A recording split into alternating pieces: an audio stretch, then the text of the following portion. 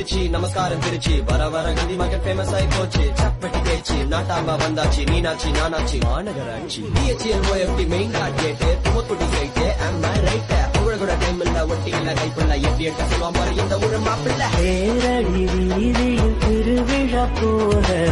களை கட்டும் இந்த வாடா மச்சான்